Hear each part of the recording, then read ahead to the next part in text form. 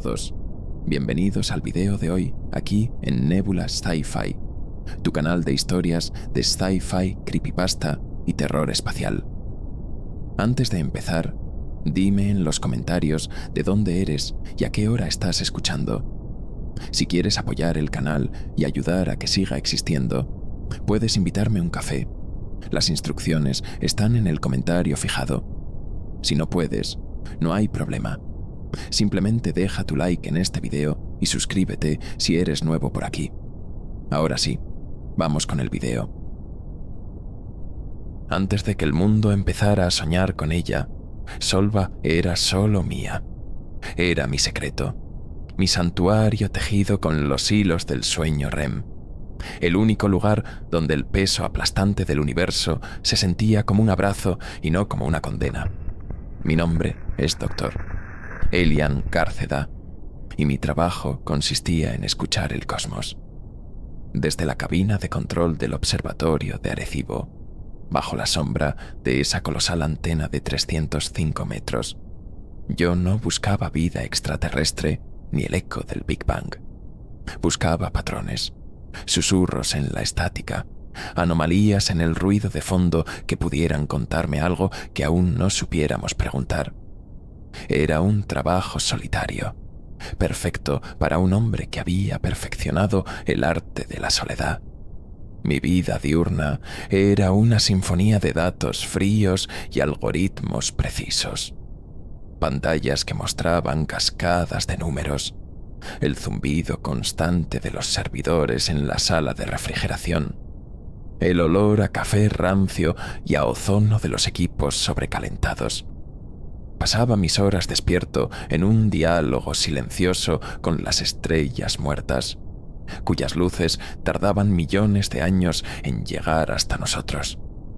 Pero la verdadera conversación, la que me mantenía cuerdo, comenzaba cuando cerraba los ojos. Era entonces cuando aparecía Solva, con su cabello de un color cobrizo imposible, como una nebulosa de Orión atrapada en una forma humana, y sus ojos que contenían la calma de un cielo sin estrellas. Ella nunca hablaba de mi trabajo, ni yo de ella con nadie. Era la variable incalculable en la ecuación de mi existencia. En mis sueños, caminábamos por playas de arena negra bajo lunas gemelas, o nos sentábamos en silencio en bibliotecas donde los libros no contenían palabras, sino constelaciones. Su presencia era la antítesis de mi realidad, cálida, irracional, incondicional. Mientras el plato de Arecibo escuchaba un universo indiferente, yo encontraba en mis sueños un cosmos que parecía diseñado exclusivamente para mí, un refugio contra la abrumadora insignificancia que mi propia investigación me recordaba cada día. Esta dualidad definía mis días y mis noches. Por la mañana era el analista riguroso, el hombre de ciencia que confiaba únicamente en datos verificables y en la fría lógica de las matemáticas. Rechazaba cualquier hipótesis que no pudiera ser respaldada por evidencia empírica.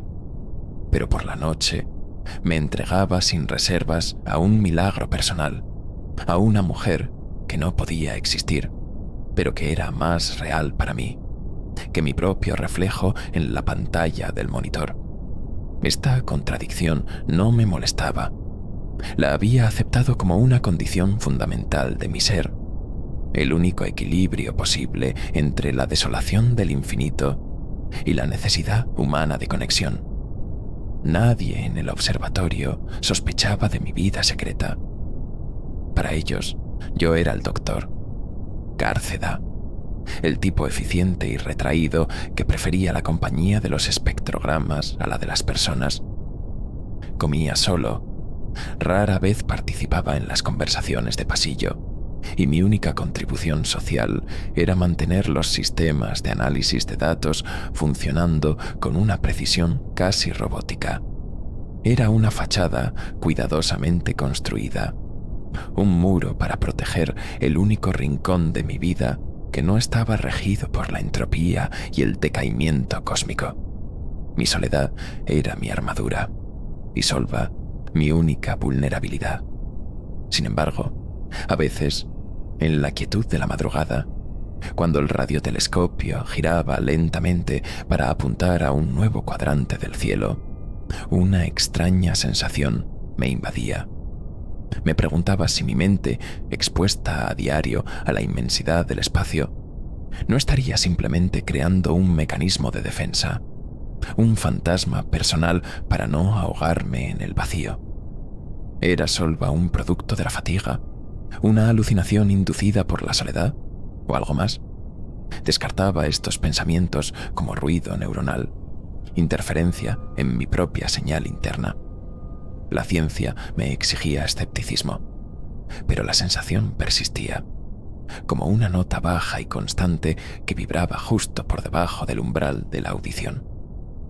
La forma en que Solva a veces me miraba en sueños, con una compasión que parecía trascender lo humano, como si conociera no solo mis miedos, sino los miedos de todos. La forma en que, a veces, el paisaje de nuestros sueños parecía contener geometrías imposibles, ecos de las estructuras cósmicas que yo analizaba durante el día. Eran pequeñas disonancias, grietas en la perfección de mi santuario onírico que yo elegía ignorar. Según Maeza, el viajero era una conciencia pura, o casi pura, atrapada en una existencia sin fin, sin crecimiento, sin cambio. Había alcanzado un estado de perfección lógica y estancamiento existencial. Para evolucionar, para escapar de su propia eternidad solitaria, necesitaba algo que no poseía: la complejidad caótica, la irracionalidad, la capacidad de cambio y la conciencia individual de una especie biológica. No quería consumirnos, quería fusionarse con nosotros. Quería que nuestra conciencia colectiva se convirtiera en una nueva capa de su ser, y a cambio nos ofrecía una forma de inmortalidad dentro de su vasta mente. La pandemia de los sueños no era una preparación para una invasión, sino una entrevista de trabajo a escala planetaria, un proceso de selección. Estaba evaluando nuestra idoneidad para la fusión. Lyra, o Solva, como yo la conocía, no era una mentira, sino una interfaz de usuario biológica, un avatar diseñado para ser lo más atractivo y menos amenazante posible, para facilitar la comunicación y medir nuestra respuesta. Éramos un candidato para una fusión cósmica, y Solva era la embajadora enviada para convencernos de firmar el contrato. Esta revelación recontextualizó todo. El miedo a la aniquilación fue reemplazado por un horror de un tipo diferente, más sutil y filosófico.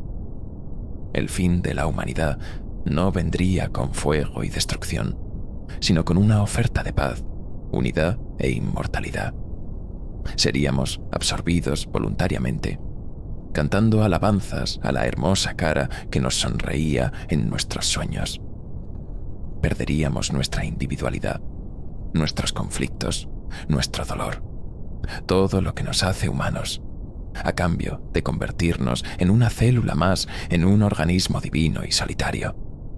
Pero en las últimas páginas del diario de Maeza encontré la clave, un apunte escrito con una caligrafía temblorosa, casi indescifrable. La interfaz es un puente de 2 vías. Puede enviar, pero también debe poder recibir. Si la señal es lo suficientemente fuerte, lo suficientemente humana, se puede sobrecargar. No se puede destruir, pero se puede redefinir. Maeza no estaba intentando luchar contra la entidad. Estaba buscando una manera de negociar los términos de la rendición, o incluso de hackear la propia propuesta. Con esta nueva información, sentí que las piezas del rompecabezas encajaban en su sitio. Dejamos de ser víctimas indefensas. Teníamos una palanca, un punto de apoyo. El viajero nos necesitaba tanto como nosotros temíamos su llegada. Nuestra caótica y frágil conciencia individual era el premio que buscaba. la clave de su propia evolución. Y si podíamos comunicarnos a través de su propia interfaz, si podíamos enviar una señal en lugar de solo recibirla, entonces podíamos cambiar la dinámica del poder. Presenté mis hallazgos a Santarén. Por primera vez vi una emoción clara en su rostro: asombro. Las notas de Maeza Corbalán, que él había archivado como los desvaríos de una loca, eran en realidad la única hoja de ruta que teníamos para salir de la crisis. El plan dejó de ser defensivo. Ya no se trataba de cómo sobrevivir a la llegada del viajero. Se trataba de cómo recibirlo. La virada estratégica fue total. Dejamos de prepararnos para una guerra y empezamos a prepararnos para la negociación más importante de la historia de la humanidad. El horror no disminuyó, pero cambió de forma. Ya no era el miedo al monstruo que viene a devorarte. Era el miedo al ángel que viene a ofrecerte un paraíso que es, en realidad, una jaula dorada. Y la única persona que podía entrar en esa jaula para hablar con el carcelero era yo. La teoría de Maeza me había dado un arma, pero también me había sellado el destino. La puerta que ella había encontrado, yo tendría que ser el que la cruzara. La decisión se tomó en menos de 24 horas. La coalición global secreta, ahora operando desde un búnker bajo el desierto de Nevada, dio luz verde al proyecto Orfeo, un nombre poético para un acto de desesperación tecnológica. El plan era exactamente como Maeza Corbalán lo había insinuado. No intentaríamos luchar contra el viajero, sino que intentaríamos hablar con él. O más exactamente, hackear su canal de comunicación. La idea era audaz hasta el punto de la locura. Enviar una única conciencia humana a través del puente psíquico de Solva para enfrentarse a la entidad en su propio terreno. El problema con los datos es que tarde o temprano revelan patrones que no quieres ver. La ciencia es implacable en su honestidad, y mi mente, entrenada para buscar la señal en el ruido, estaba a punto de encontrar una anomalía no en los confines de la galaxia de Andrómeda, sino en el único lugar que yo creía seguro, en el corazón mismo de mi relación con Solva. El universo estaba a punto de responderme, y su respuesta iba a destrozar la delgada línea que separaba mi realidad de mis sueños. Recuerdo la última noche de paz, la última vez que Solva y yo caminamos por esa playa de arena negra sin que una sombra se cerniera sobre nosotros. Ella me tomó la mano y por primera vez sentí un ligero temblor en la suya. Su sonrisa no llegó a sus ojos. Algo en la forma en que el viento movía su cabello cobrizo parecía un presagio, una advertencia silenciosa. No sabía que mi refugio privado era, en realidad, la primera grieta en el dique que contenía al universo, y el agua ya estaba empezando a filtrarse. Nina Barororo. Ocurrió un martes. Los martes en Arecibo tienen un color particular, una mezcla de la humedad persistente del Caribe y la luz blanquecina de las pantallas de datos que parece absorber toda calidez. Estaba ejecutando un barrido profundo de la galaxia de Andrómeda, M31, un vecino cósmico a 2,5 millones de años luz. Mi trabajo era simple en su concepto, pero infinitamente complejo en su ejecución. Filtrar el ruido de fondo cósmico para aislar emisiones de radio anómalas. Llevaba horas en ello, mis ojos moviéndose rítmicamente sobre las cascadas de datos, mi mente en un estado de trance analítico. Y entonces lo vi. No fue una señal, fue la ausencia de ella. En el cuadrante 7 Gamma, donde el mapa estelar indicaba la presencia de un denso cúmulo de estrellas viejas, mis sensores no registraban absolutamente nada. No me refiero a un silencio relativo, al bajo nivel de emisión que uno esperaría de un espacio vacío. Me refiero a un cero absoluto, un vacío perfecto. Todas las frecuencias, radio, microondas, infrarrojo, estaban muertas. La ratio señal-ruido no era baja, era inexistente. Era un agujero en el tejido del universo, una mancha de negrura digital que no debería estar allí. Mi primera reacción fue puramente técnica. Error de sensor. Una mancha en la lente del colector. Calibración defectuosa. Ejecuté los diagnósticos del sistema 3 veces. Todo funcionaba a la perfección. Reinicié la matriz de análisis, pensando que podría ser un fallo en el software, un bug en el algoritmo de filtrado que yo mismo había escrito. El resultado fue idéntico. Una esfera perfecta de la nada, recortada contra el tapiz de Andrómeda con una precisión geométrica que resultaba profundamente antinatural. Era como si alguien hubiera usado un borrador cósmico. Me levanté y caminé hacia la ventana de la sala de control, mirando el plato gigantesco que se extendía bajo la noche tropical. El aire estaba cargado, pesado. El sonido de los coquíes, las pequeñas ranas arbóreas, era un pulso constante, un latido vital que contrastaba brutalmente con el silencio absoluto que emanaba de mi pantalla. Un agujero negro supermasivo podría explicar la ausencia de luz, pero no la absorción total de todas las demás formas de radiación de fondo. Un agujero negro deforma el espacio, emite radiación de Hawking, tiene una firma gravitacional. Esto no tenía firma, era la nada. Volví a mi estación y accedí a los archivos del telescopio espacial Hubble, buscando imágenes ópticas del mismo cuadrante.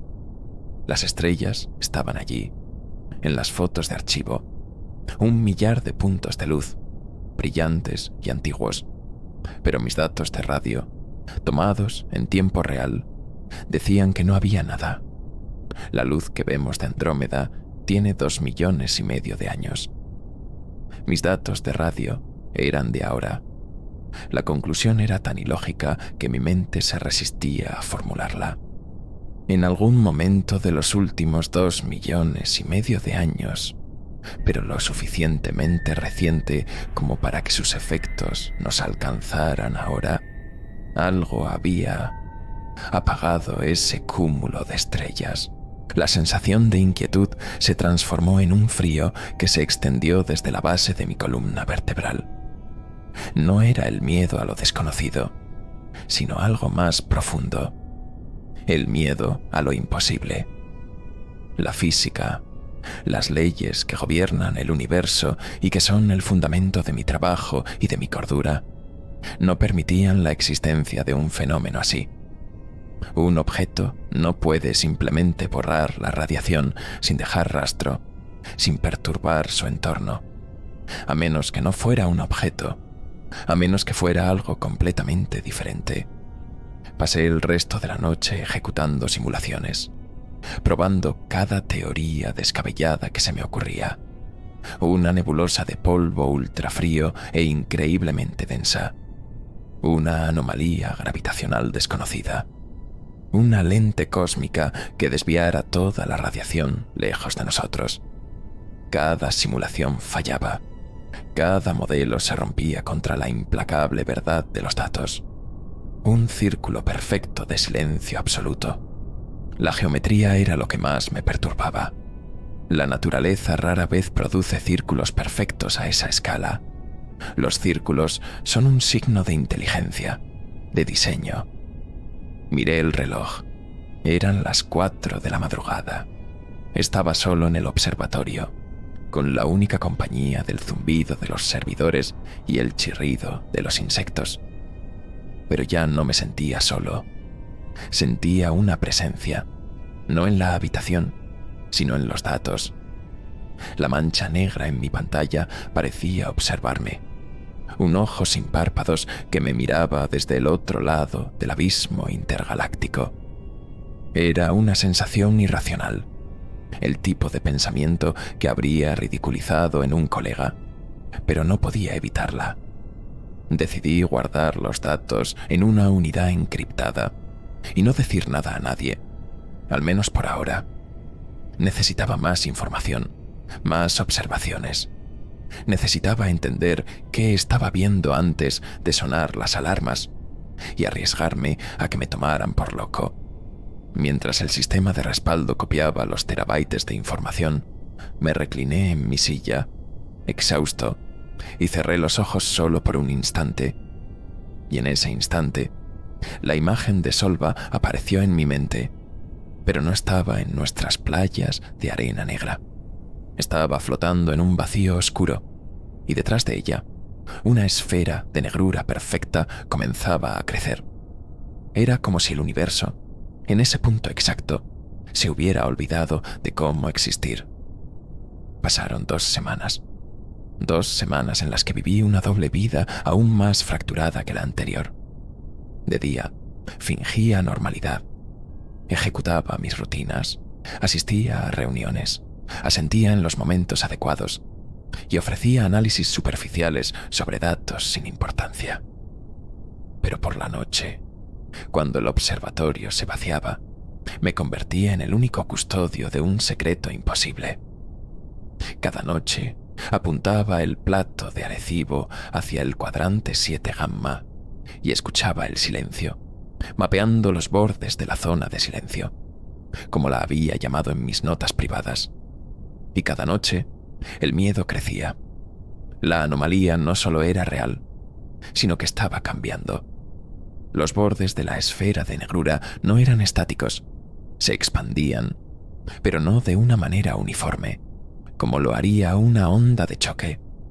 La expansión era errática, pulsante, casi orgánica. A veces se detenía por horas, para luego crecer varios parsecs en cuestión de minutos. Era como observar la respiración de una criatura de tamaño galáctico. La metáfora era poética y aterradora, y se aferraba a mi mente con una tenacidad que me impedía dormir. El verdadero terror llegó cuando decidí superponer todos los datos que había recopilado. Creé un modelo tridimensional, asignando un eje de tiempo a las observaciones. La verdad que emergió de ese modelo fue una daga de hielo en mi pecho. La sombra no solo se expandía, se movía. Tenía una trayectoria, un vector de desplazamiento claro y definido que no se correspondía con la rotación de Andrómeda ni con ningún otro movimiento galáctico conocido. Se movía de forma independiente, intencionada. Mis manos temblaban mientras introducía los datos en el software de proyección orbital. El programa, diseñado para predecir el movimiento de asteroides y cometas, luchaba con las escalas involucradas. Tuve que reescribir parte del código, ajustando las constantes gravitacionales y los marcos de referencia. Cuando finalmente obtuve un resultado, me quedé mirando la pantalla, incapaz de procesar las implicaciones. La trayectoria de la sombra la estaba sacando de Andrómeda, y su destino, el punto hacia el que se dirigía con una precisión balística a través del vacío intergaláctico, era nuestra propia galaxia, la Vía Láctea. Según mis cálculos más conservadores, que asumían una velocidad constante, la sombra alcanzaría el borde exterior de nuestro sistema solar en aproximadamente 84 años. 84 años.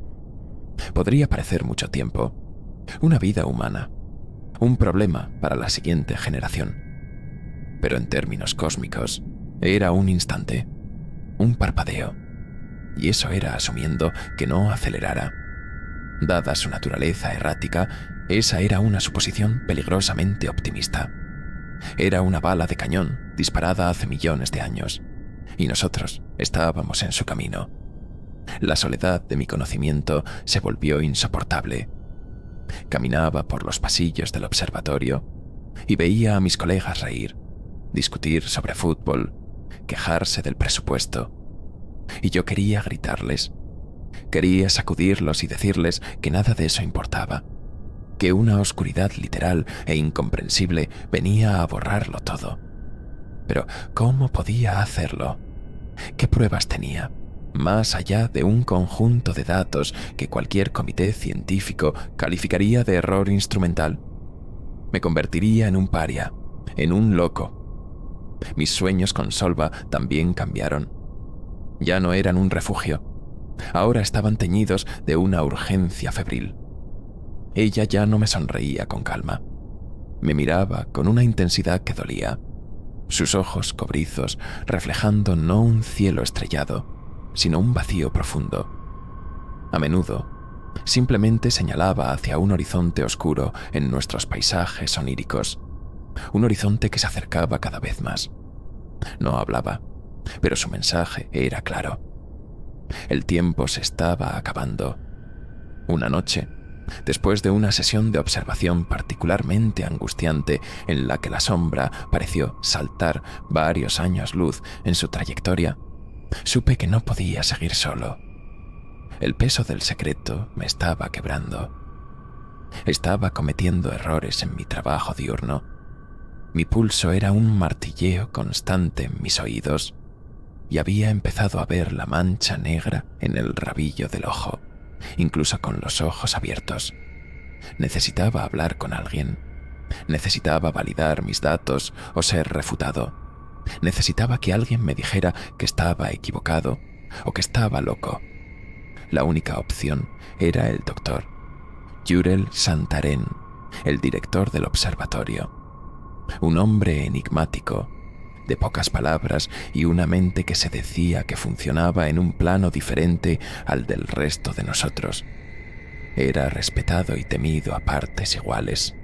Un guardián de la ciencia pura que no toleraba la especulación. Acercarme a él con una historia sobre una sombra viviente que cruzaba el espacio intergaláctico era un suicidio profesional. Pero la alternativa, quedarme solo con este conocimiento, era un suicidio personal. Esa noche, en mis sueños, Solva me miró con una tristeza que nunca antes había visto, como si supiera el peso que acababa de depositar sobre mis hombros. Y por primera vez susurró una palabra: díselo. La oficina del doctor.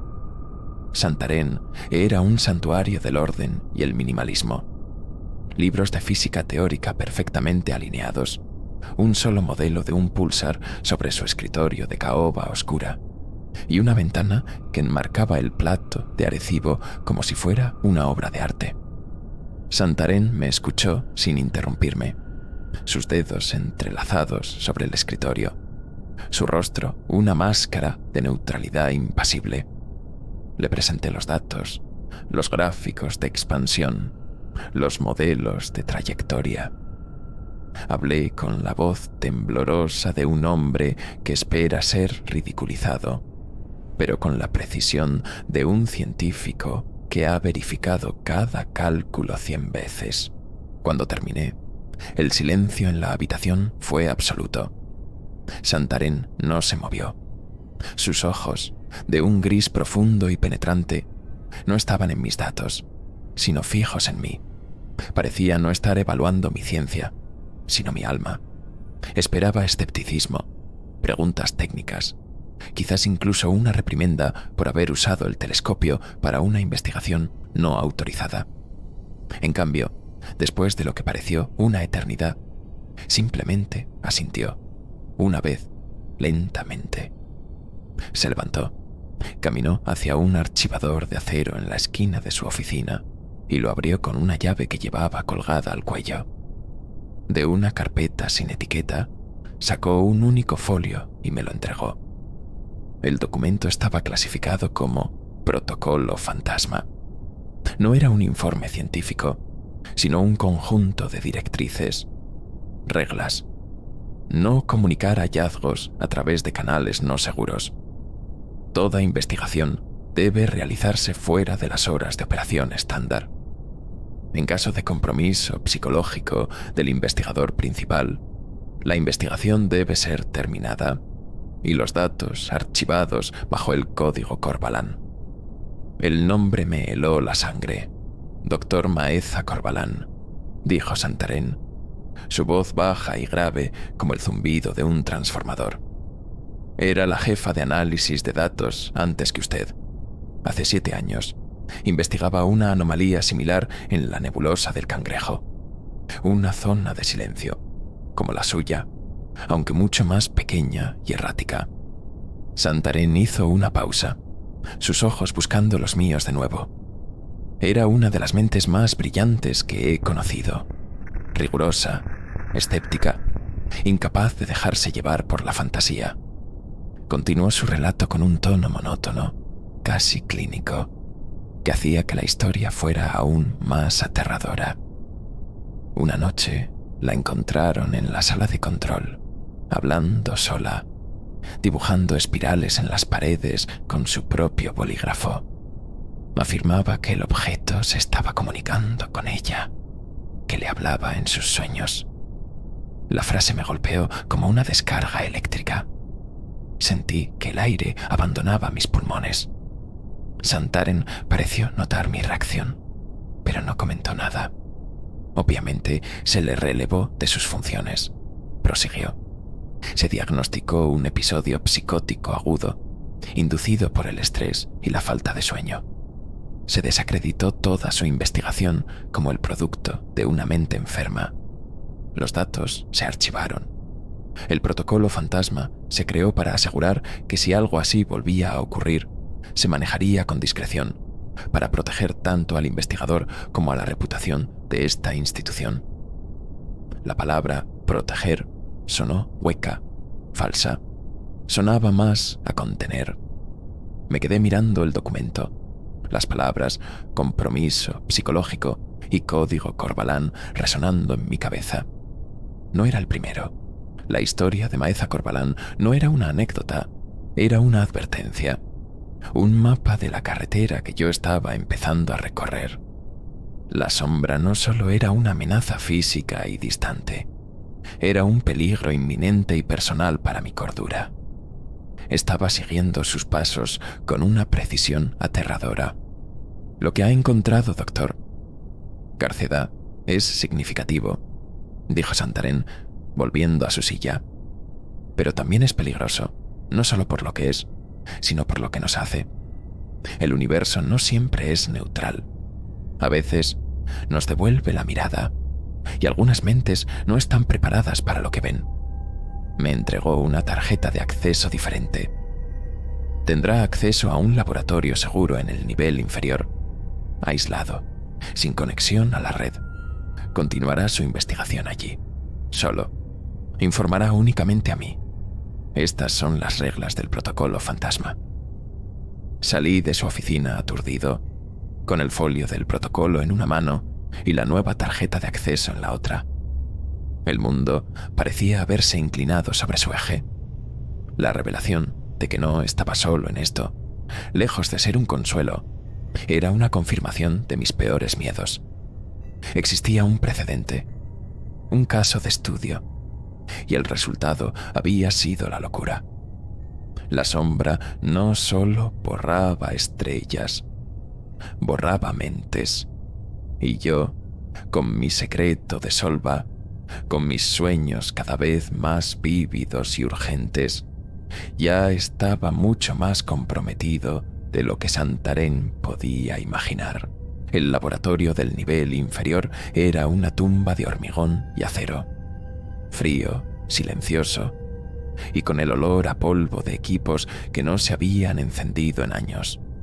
La única conexión con el mundo exterior era un terminal seguro, conectado directamente a la antena, sin pasar por los servidores principales.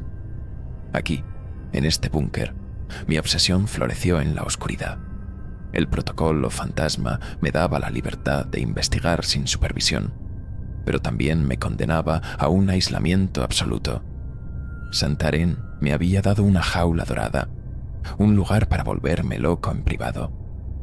Mis días se volvieron aún más esquizofrénicos. Por la mañana era el doctor, Cárceda, el analista eficiente. Por la noche, descendía a mi laboratorio secreto para convertirme en el único astrónomo de un universo que se desmoronaba. La sombra seguía su camino, implacable. Pero mi foco ya no estaba solo en su trayectoria, sino en su naturaleza.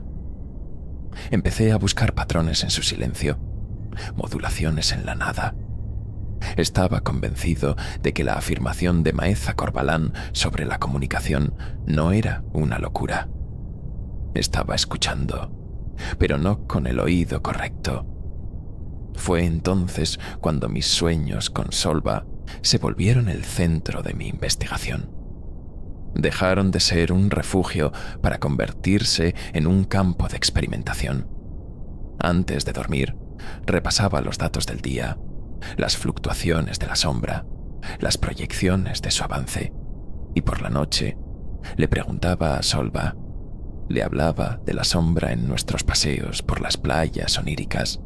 Ella escuchaba, su rostro una mezcla de tristeza y sabiduría ancestral, y luego empezó a responder, no con palabras, al principio. Me mostraba imágenes, geometrías fractales que se parecían a los patrones de expansión de la sombra. Me llevaba a través de nebulae oscuras que imitaban la textura del vacío que yo observaba. Y una noche, finalmente, habló. Su voz, que hasta entonces solo había sido una risa o un susurro en mis sueños, se volvió clara y melódica. «No es una sombra, Elian», me dijo, mientras estábamos sentados en el borde de un cráter lunar. «Es un viajero, y no viene a destruir, viene a buscar». La dualidad en mi interior se convirtió en una guerra civil. Mi lado científico gritaba que estaba perdiendo la cabeza, que estaba proyectando mis deseos y mis miedos en alucinaciones, exactamente como Maeza Corbalán. Estaba creando una narrativa para darle sentido a lo incomprensible, personificando una anomalía física para no enfrentarme a su terrorífica indiferencia. Estaba construyendo mi propia mitología personal, con Solva como mi diosa y mi oráculo. Pero mi otro lado, el hombre solitario que había encontrado en Solva la única conexión real de su vida, se aferraba a sus palabras. ¿Y si no estaba loco? ¿Y si yo era diferente a Maeza? ¿Y si mi conexión con Solva, cultivada durante años en la intimidad de mis sueños, me convertía en el único capaz de entender el mensaje? Ella me llamó elegido. Me dijo que el viajero me había sentido, que mi mente, acostumbrada a pensar en escalas cósmicas, era un faro en la oscuridad. Me sentí especial, validado. El amor platónico y secreto que sentía por ella se transformó en una fe devota. Empecé a registrar mis sueños como si fueran datos de observación. Anotaba cada palabra de Solva, cada imagen que me mostraba, y luego intentaba correlacionarlas con el comportamiento del viajero. Y encontré patrones. Cuando Solva me mostraba imágenes de calma y quietud, la expansión de la sombra se ralentizaba. Cuando nuestros sueños eran febriles y urgentes, la sombra aceleraba su avance. Era imposible. Era una correlación que desafiaba la causalidad, el espacio y el tiempo. Pero estaba ahí. La fractura en mi mente se hizo más profunda. Dejé de confiar en mis propios pensamientos. ¿Eran mis conclusiones el resultado de un análisis riguroso o de la manipulación de una mujer que solo existía en mi cabeza? ¿Era Solva mi guía o mi delirio? La línea entre el investigador y el sujeto de investigación se había borrado por completo. Yo era el experimento, y el laboratorio era mi propia conciencia. Santaren me convocaba a reuniones semanales en su oficina. Le mostraba los datos del movimiento de la sombra, pero nunca mencioné a Solva ni mis sueños. Él asentía, su rostro impasible, y me recordaba la importancia del secreto. Pero a veces notaba que su mirada se detenía en mí un segundo más de lo necesario. como si estuviera buscando signos de la misma fractura que había destrozado a Maeza Corbalán. No sabía que yo ya no luchaba por no volverme loco.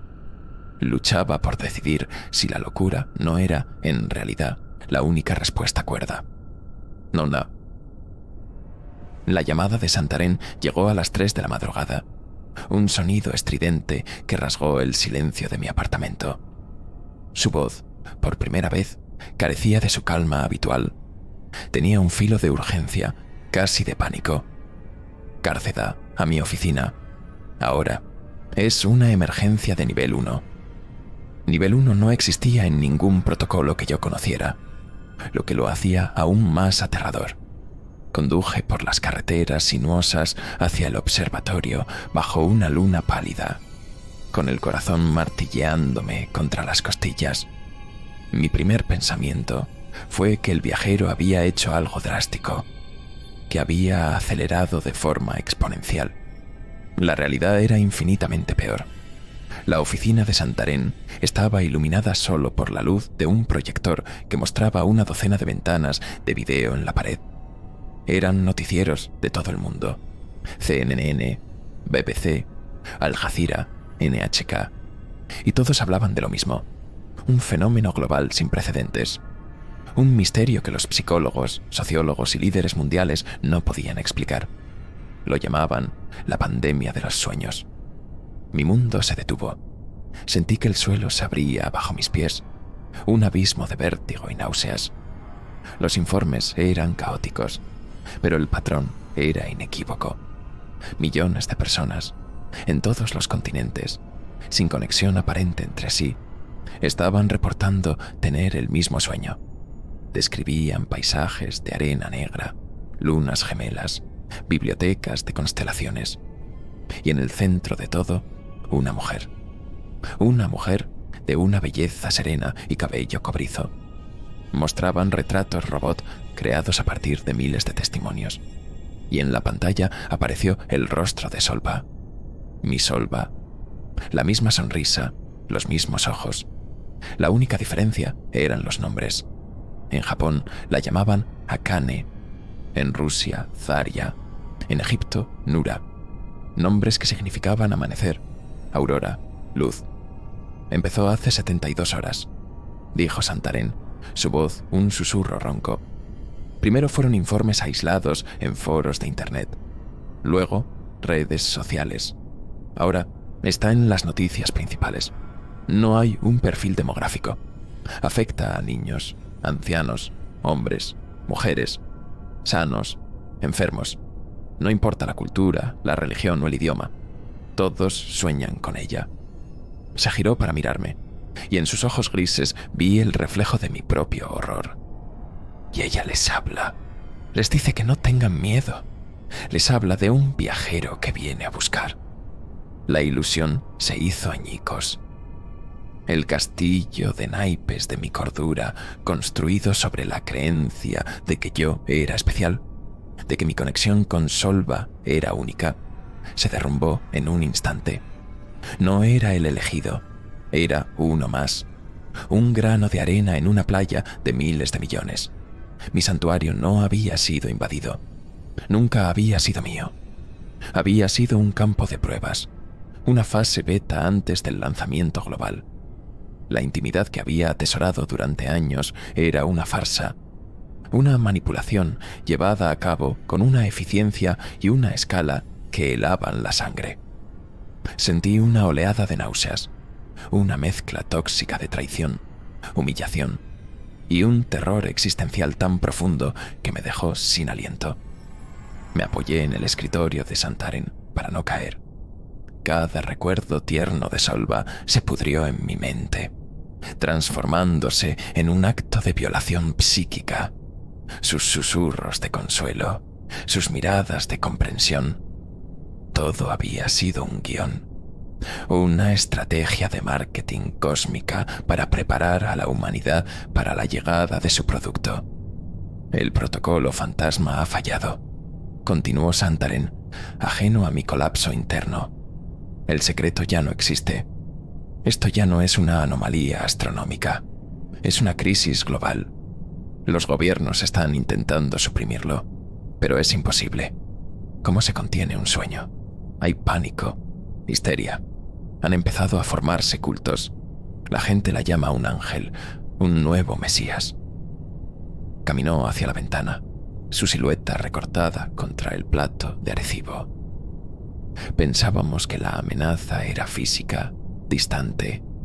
Estábamos equivocados. La invasión no viene del espacio. Ya está aquí. Está dentro de nuestras cabezas. De repente, la historia de Maeza Corbalán cobró un nuevo y terrible sentido. Su locura no había sido un colapso. Había sido la primera en experimentar el contacto, la primera víctima de la pandemia. La habían silenciado no para protegerla, sino para ocultar la verdad, para ganar tiempo. Un tiempo que ahora se había agotado. La entidad no necesitaba cruzar el vacío intergaláctico para conquistarnos. Podía desmantelar nuestra civilización desde dentro, usando nuestros propios deseos de conexión y esperanza como un arma. Me quedé allí, en la oficina de Santarém, mientras el mundo exterior descendía en una espiral de confusión y miedo. El hombre que había entrado en esa habitación había muerto. El doctor Cárceda, el científico, el soñador, el elegido, todo se había reducido a cenizas. Lo que quedaba era un cascarón vacío, un hombre que había sido despojado de su único secreto, de su única fe. Y en ese vacío, una nueva emoción comenzó a cristalizar. No era miedo ni desesperación, era una rabia fría y pura. Me habían utilizado, nos habían utilizado a todos. Y si el viajero quería una conversación, se la iba a dar. Pero ya no sería en los términos de Solva, sería en los míos. Medoruma. Los días que siguieron fueron un borrón de caos global. La pandemia de los sueños, como la bautizó la prensa, fracturó la sociedad con una velocidad que ningún modelo de crisis había previsto.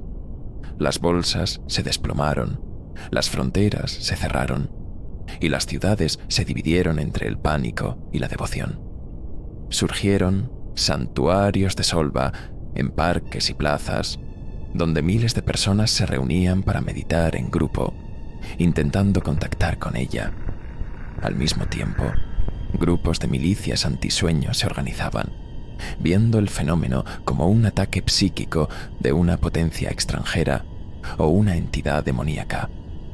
La cordura colectiva se deshilachaba. En Arecibo, el protocolo fantasma se convirtió en un chiste macabro. Santarém ya no intentaba ocultar nada. El observatorio se convirtió en el centro neurálgico de una respuesta global improvisada. Una coalición secreta de científicos, militares y agentes de inteligencia que se comunicaban por canales encriptados, tratando de entender la magnitud de la crisis. Yo fui absorbido por este nuevo sistema. Mi laboratorio subterráneo, ahora un nodo en una red de mentes desesperadas. Mi conocimiento único sobre el viajero me convirtió en un activo invaluable, pero también en un paria. Era el paciente cero, el hombre que había estado hablando con la fuente de la histeria mundial. El colapso no fue solo externo, fue profundamente personal. Ya no podía dormir. El sueño, mi antiguo refugio, se había convertido en territorio enemigo. Cada vez que cerraba los ojos, temía encontrar a Solva esperándome, y no sabía si gritarle o llorar. La falta de sueño me dejó en un estado de vigilia perpetua y temblorosa, alimentado por cafeína y una determinación sombría. Perdí peso, mi rostro se ahuecó, y mis ojos adquirieron la mirada febril de un hombre que ha visto demasiado. Santarém me observaba con una mezcla de preocupación y cálculo clínico. Me necesitaba funcional, no roto. La estructura de mando global era un caos. Los líderes políticos, incapaces de ofrecer soluciones, recurrieron a la negación y a la fuerza bruta. declarando estados de emergencia y toques de queda que solo aumentaban el pánico. La comunidad científica estaba dividida. Algunos, como Santaren, abogaban por un enfoque de contención y estudio. Otros, especialmente en los círculos militares, proponían soluciones drásticas, armas de pulso electromagnético para resetear la ionosfera, proyectos de guerra psíquica. Se hablaba de silenciar a los soñadores más lúcidos, los que parecían tener una conexión más fuerte para cortar la señal. Yo estaba en lo alto de esa lista. Fue en medio de este colapso que mi reconfiguración comenzó. La rabia inicial, la sensación de traición, dio paso a algo más frío y afilado, la claridad. Despojado de mi ilusión personal, empecé a ver el patrón con los ojos de un analista, no de un amante despechado. El viajero no era caótico, sus acciones eran precisas, deliberadas. La pandemia de los sueños no era un ataque, era una invitación, una campaña de comunicación masiva. Estaba recopilando datos, midiendo nuestra respuesta emocional, nuestra capacidad de cohesión, nuestro umbral de pánico. Nos estaba estudiando como un biólogo estudia una colonia de hormigas antes de decidir si la recoge o la pisa. Esta nueva perspectiva me dio un propósito. Ya no me importaba mi dolor personal. El problema era mucho más grande. La humanidad se enfrentaba a una forma de inteligencia tan vasta que nos percibía no como individuos, sino como una conciencia colectiva, un único organismo.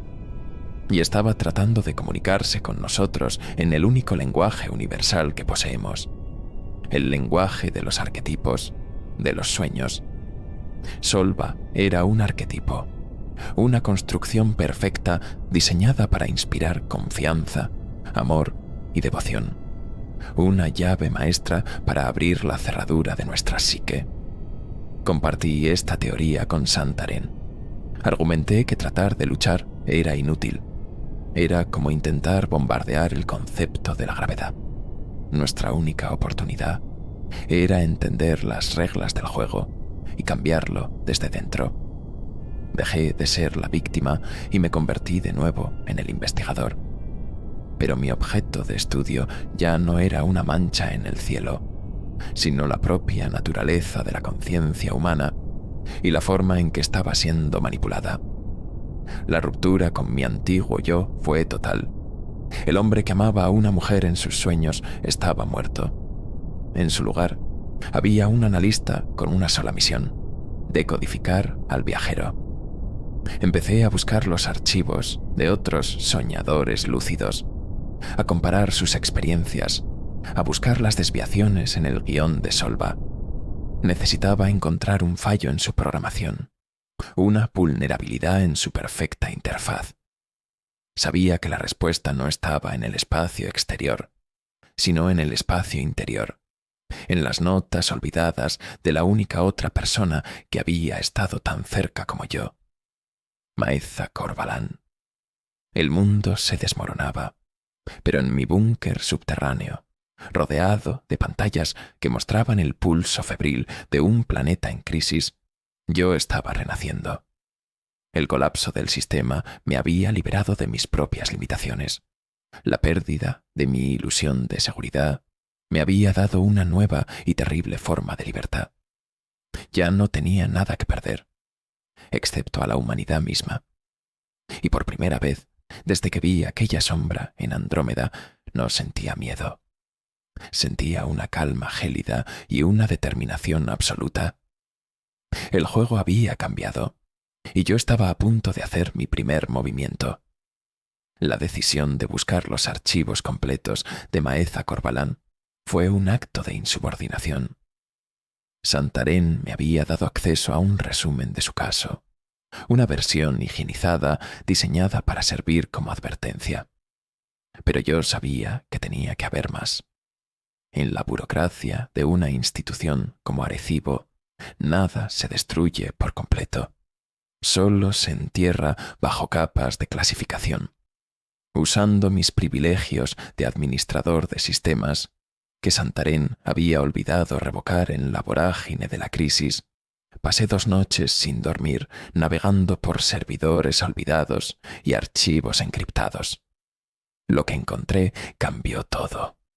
No eran solo informes médicos y transcripciones de sus divagaciones. Eran sus notas privadas, sus diarios de investigación, escaneados y archivados bajo un código de seguridad de nivel superior. Leerlos fue como mirar mi propia alma a través de un espejo deformante. Ella había pasado por las mismas etapas que yo.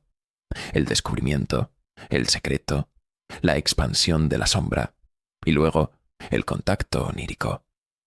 Pero su avatar no era Solva. Era un hombre sabio de ojos amables al que ella llamó el arquitecto. La entidad adaptaba su interfaz al perfil psicológico de su objetivo. Pero Maeza había ido un paso más allá que yo. En sus últimas semanas, cuando su locura era más intensa, su análisis se había vuelto increíblemente lúcido. Se dio cuenta de que el contacto no era un ataque, sino una propuesta. Su escritura era febril, casi ilegible, pero la idea central era clara como el cristal. Ella teorizó que la entidad, el viajero, no era un conquistador. Era un ser solitario de una escala de tiempo y conciencia inimaginables. Y su objetivo no era la destrucción, sino la simbiose. El candidato para esa misión era, por necesidad, yo. Era el soñador original, el que tenía la conexión más larga y estable. Mi cerebro, según los neurocientíficos del proyecto, mostraba una resonancia única con las frecuencias que emanaban de la anomalía. Era una forma elegante de decir que mi mente ya estaba medio asimilada, lo que me convertía en el único capaz de sobrevivir al viaje. No me lo pidieron, me lo informaron. Mi voluntariado era una formalidad. Me convertí en el astronauta de un viaje que no atravesaría el espacio, sino la conciencia. El equipo del proyecto Orfeo, liderado por Santarém, trabajó febrilmente. Requisaron un prototipo de interfaz cerebro-computador, ICC, de un laboratorio de investigación neurológica en Zúrich. Era un dispositivo experimental, un casco de electrodos de platino y fibra óptica, diseñado para permitir a pacientes con parálisis total controlar dispositivos con la mente. Nunca se había probado en un cerebro sano, y mucho menos para intentar una comunicación intergaláctica. Era como intentar llamar a Dios con un teléfono de hojalata. Pasé los días previos a la intervención en un aislamiento casi total, sometido a una batería de pruebas psicológicas y neurológicas. Querían un mapa base de mi conciencia, una firma de Elian que pudieran rastrear durante la conexión. Me sentía como un espécimen en un laboratorio, mi humanidad reducida a ondas cerebrales y respuestas galvánicas. La ironía no se me escapaba. Para defender la individualidad humana, primero tenían que cuantificarla, digitalizarla y, en última instancia, arriesgarla. La noche de la intervención, la atmósfera en el laboratorio subterráneo de Arecibo era una mezcla de tensión eléctrica y silencio reverencial. El casco de la ICC se sentía frío y pesado sobre mi cabeza. Estaba conectado a una serie de servidores que zumbaban suavemente. Su única tarea era monitorizar mis constantes vitales y, si era posible, grabar lo que mi cerebro viera. Santarém se paró a mi lado, su rostro una máscara de granito. «Elian», dijo, su voz inusualmente suave. «No sabemos qué hay al otro lado. No sabemos si esto funcionará. Tu misión no es luchar, es entender, y si puedes, hacerla entender. Mi objetivo era simple en su concepción y aterrador en su ejecución. Una vez conectado, debía buscar a Solva en el espacio onírico, y en lugar de interactuar con ella, debía usarla como un portal. Debía proyectar a través de ella no una pregunta o una demanda, sino la esencia cruda de la experiencia humana. El dolor, la alegría, el amor, el odio, la pérdida, la belleza, la contradicción. La teoría de Maeza era que una inyección tan concentrada de individualidad caótica podría sobrecargar la lógica perfecta de la entidad, forzándola a reevaluar su plan de fusión. Mientras me administraban un sedante suave para facilitar el estado de trance, mis pensamientos no se dirigieron a la humanidad ni a la misión. Pensé en la primera vez que soñé con Solva, en la paz que sentí. Esa paz había sido una mentira, una herramienta de manipulación, pero el anhelo que la había hecho nacer en mi mente era real. Mi soledad era real, y me di cuenta de que el viajero y yo éramos imágenes especulares. Ambos éramos seres inmensamente solitarios buscando conexión a través del cosmos.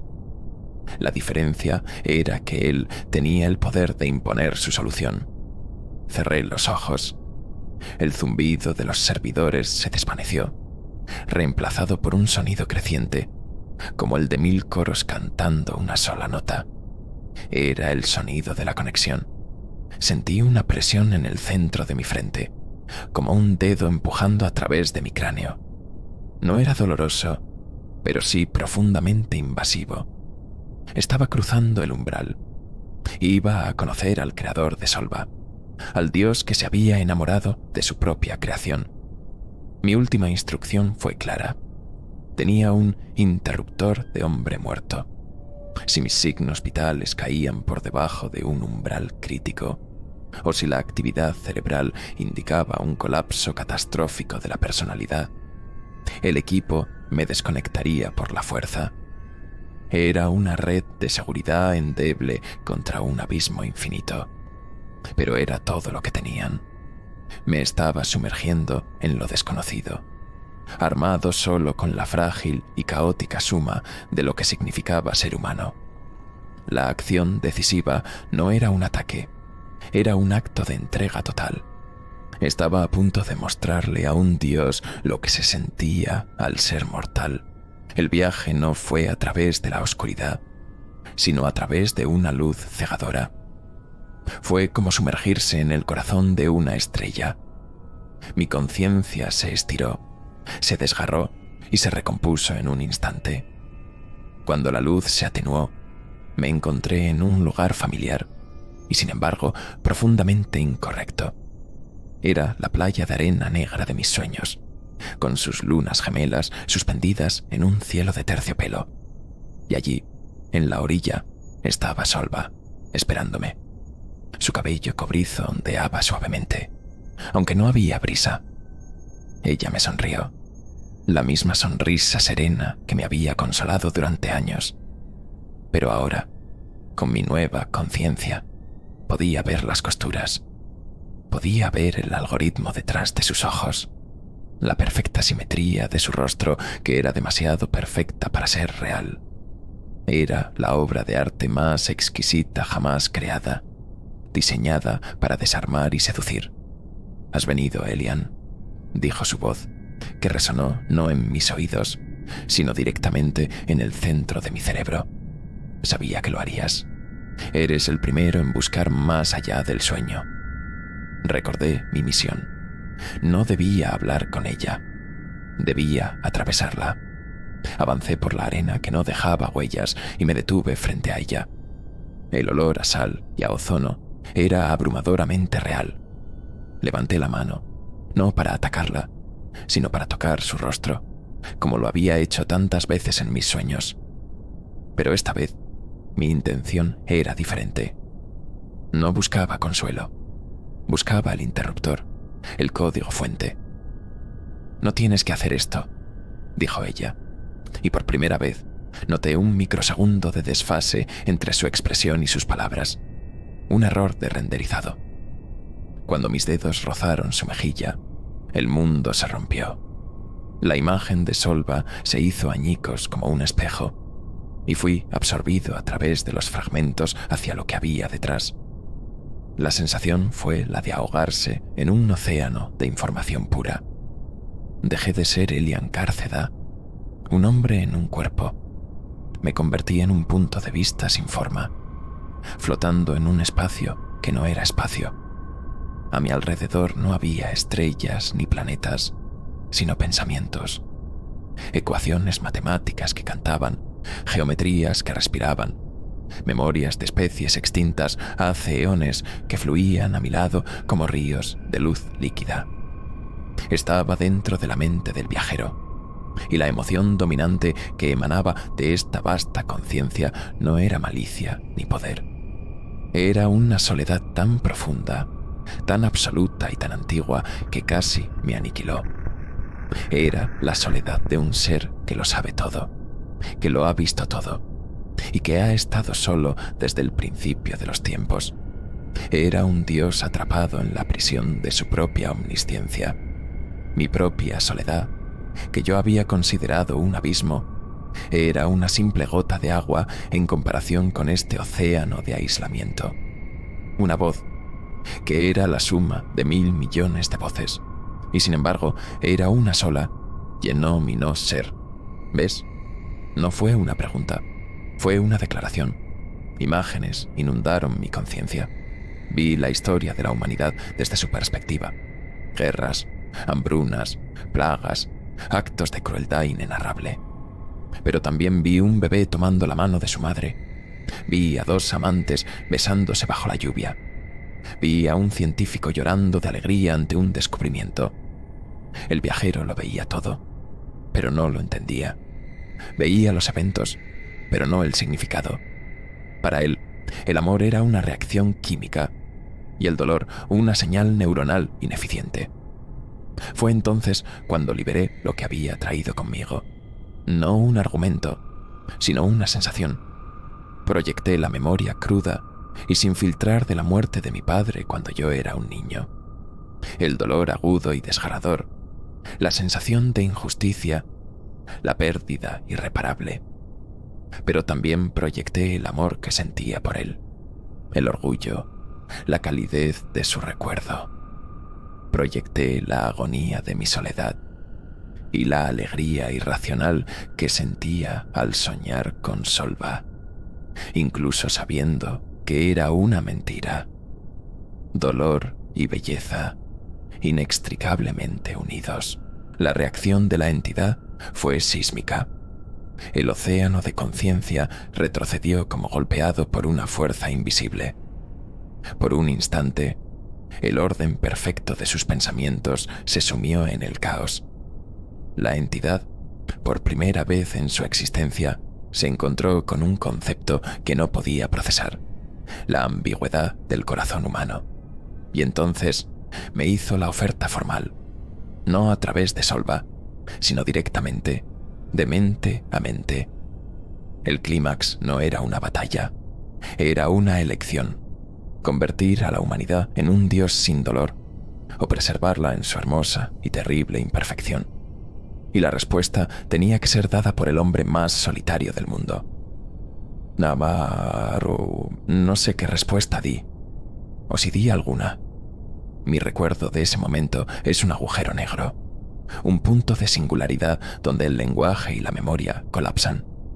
Solo recuerdo una sensación, la de tomar una decisión que no era ni un sí ni un no. Fue como presentarle a una computadora binaria un tercer valor, un quizás, que rompió su lógica fundamental. Proyecté la idea de que la belleza de nuestra existencia residía precisamente en su falta de una solución lógica, en su trágica y gloriosa imperfección. Fue un acto de desafío existencial. El regreso fue violento. Fui expulsado de la mente del viajero como una partícula de un acelerador.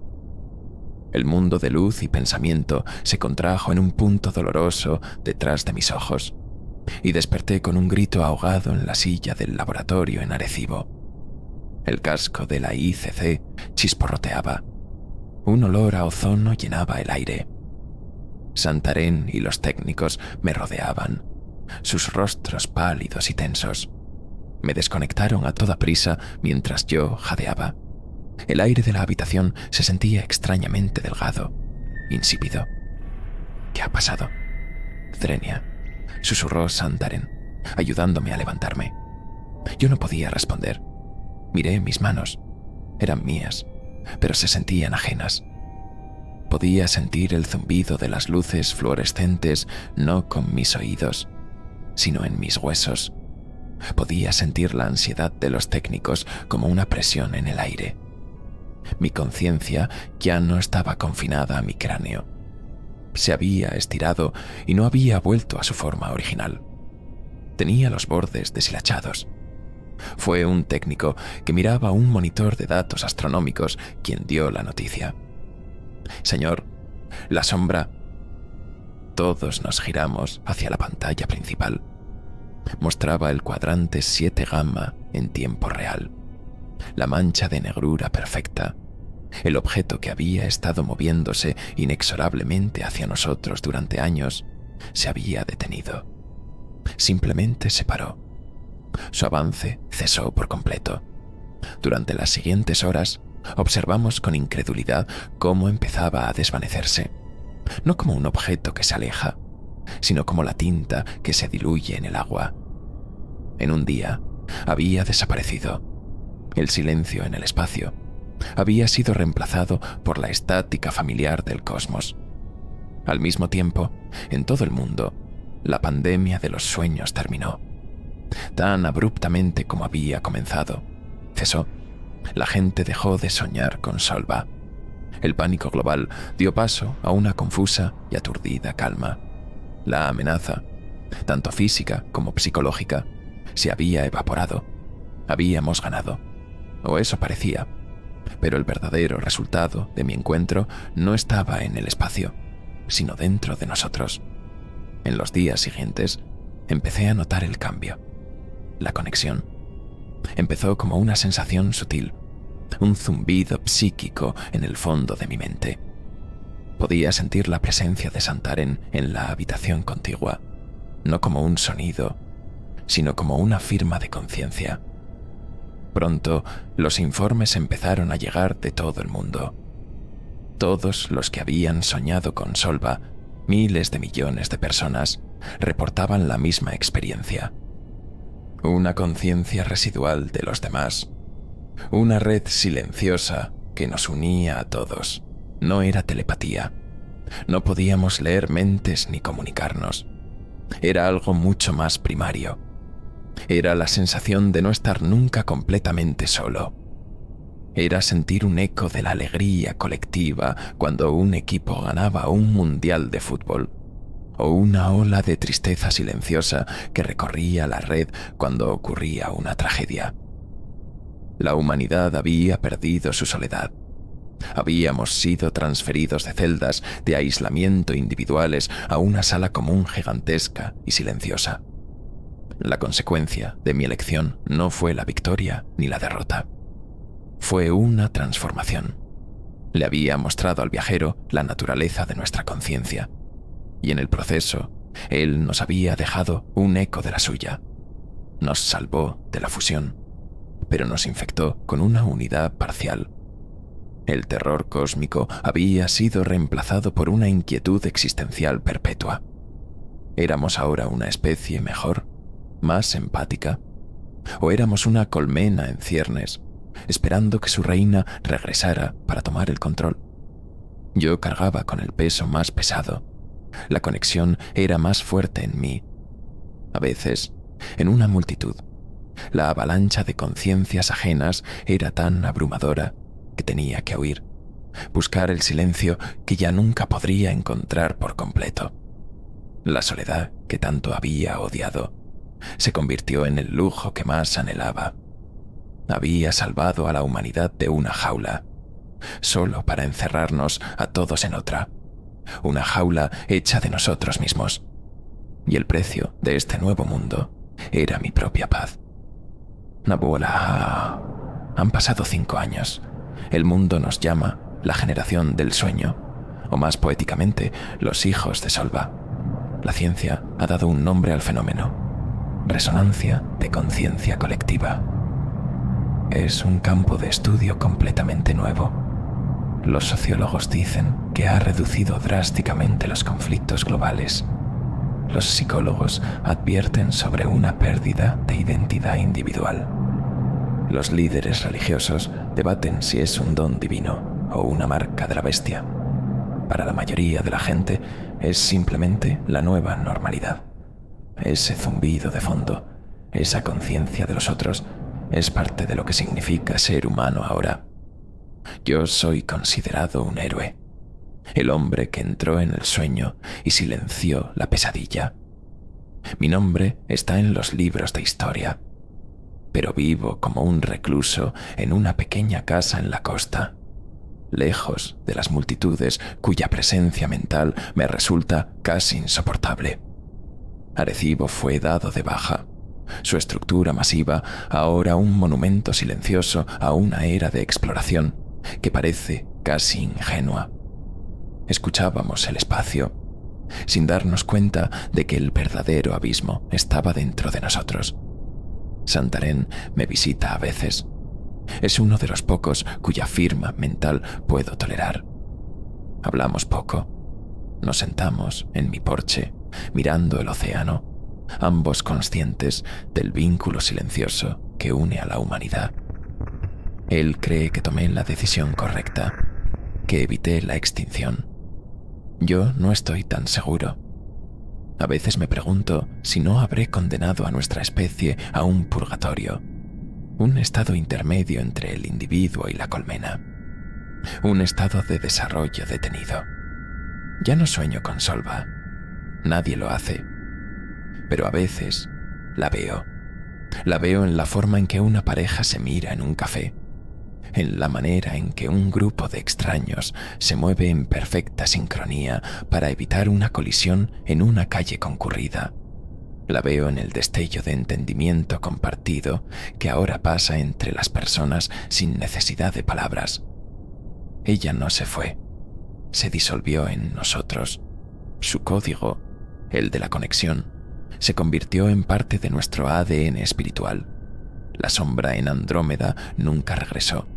Los astrónomos ahora catalogan esa región como un vacío anómalo, una cicatriz en el universo cuya causa sigue siendo un misterio para el público. Solo un puñado de nosotros sabe la verdad, que no era una cicatriz, sino una pregunta, y que nuestra respuesta nos cambió para siempre.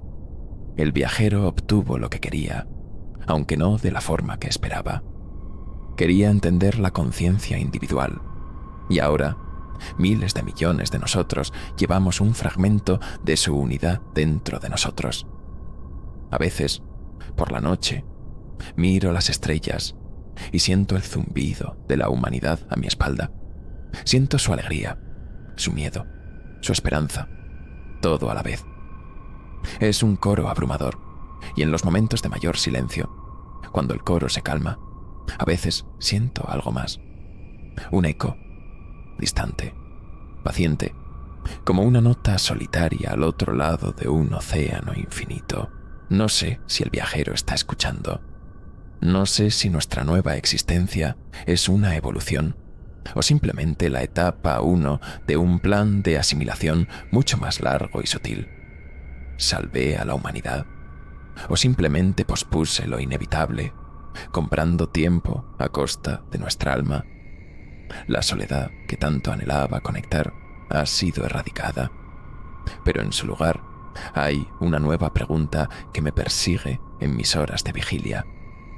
¿Qué pasa cuando miles de millones de personas están conectadas, pero todas se sienten, a pesar de todo, fundamentalmente solas? Miro al cielo, al lugar donde estuvo la sombra, y me pregunto si el viajero encontró su respuesta, o si, como yo, ahora solo encuentra más preguntas, y en el silencio que sigue, no hay respuesta. Solo el suave y persistente zumbido de un mundo que ya nunca volverá a estar solo.